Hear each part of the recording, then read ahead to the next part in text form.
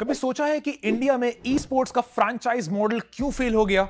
चलिए जानते हैं और पता करते हैं। सोचो आईपीएल जैसे सिस्टम्स पर ई स्पोर्ट्स के लिए मतलब permanent team slots, city based teams, heavy investments, सुनने में तो एकदम परफेक्ट लगता है ना? राइट, स्टेबल टीम्स, बड़ा पैसा, सिटी राइवलरीज, इतना बड़ा फॉर्मूला तो सक्सेसफुल होना ही चाहिए। लेकिन सच ये है कि ये मॉडल नेशनली ही नहीं बल्कि ग्लोबली भी फेल हो चुका है। ओवरवॉच लीग जिसमें एक स्लॉट 20 मिलियंस तक लगते हैं अब डेड है। कॉल ऑफ ड्यूटी लीग वो भी स्ट्रगल कर रहा है, डजन्स ऑफ अटेम्प्ट्स में सिर्फ थोड़े ही सरवाइव कर पाए हैं। इंडिया ने भी एक गोल्डन गूस चेस जरूर से किया था बट हर बार फेल हो गया। Ronnie Screwvala's UCypher provided city based franchises, televised matches along with a full on package जो कि सिर्फ एक सीजन तक चला, फिर वो भी क्रैश हो गया बिकॉज ऑफ व्यूअरशिप और वीक स्पॉन्सरशिप की वजह से।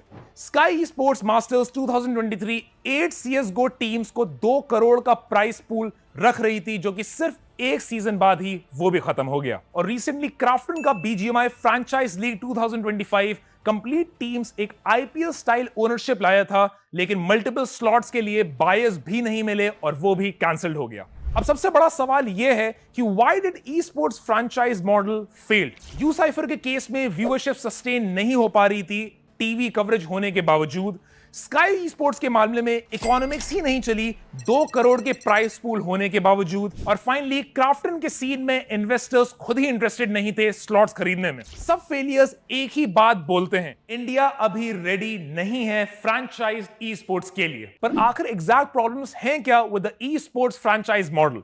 First and foremost, entry cost इतना ब्रूटल है कि स्मॉलर ऑर्ग्स स्टार्टिंग में ही बाहर हो जाती हैं। सेकंड, मोनेटाइजेशन बिल्कुल ही ब्रोकन है, टीम्स अपने आप को सस्टेन ही नहीं कर पाती।